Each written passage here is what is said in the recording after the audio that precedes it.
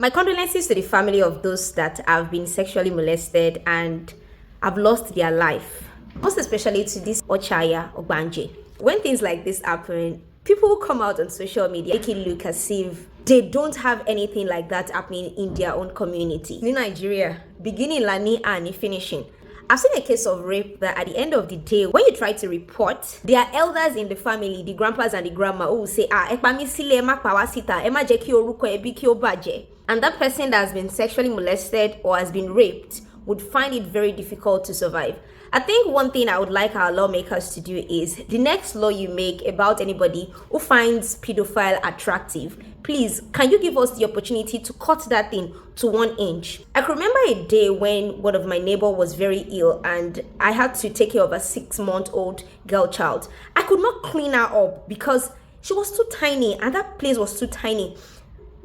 I never had the opportunity because my younger siblings were all male. For me that I'm a girl, to take care of a small girl who is just 6 months, not talk of a man finding a pedophile attractive, a 5-year-old, a 10-year-old, an 8-year-old. Sometimes in 2022, when a lady just came into my room and she was like, oh, she wants to have a personal conversation with me that we should take a stroll. One of our cousins, she said she didn't do well in school and she understands why she didn't do well. And the reason was because they have this wealthy uncle that helps any cousin in the family.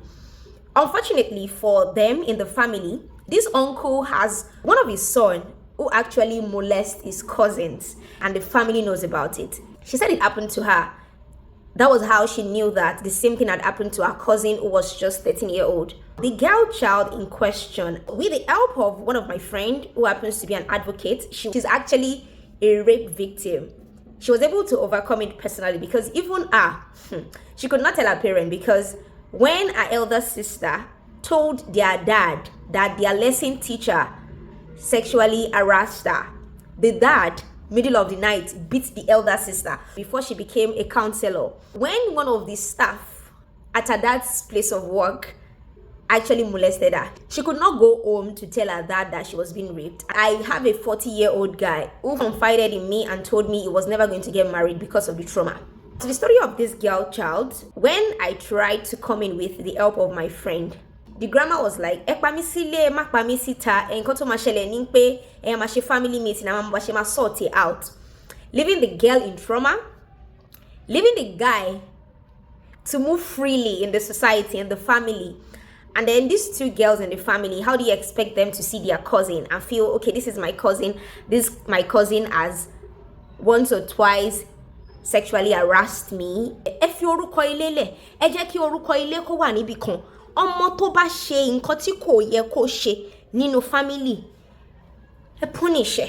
At the end of the day, my friend and they had to secretly sit her down and enlighten her for 2 weeks. When people come out to talk about child molestation or rape, the question I want to ask people is, you as an individual, what are you doing in the family to help reduce molestation, this rape, most especially amongst these small girls and the people who sexually molest them?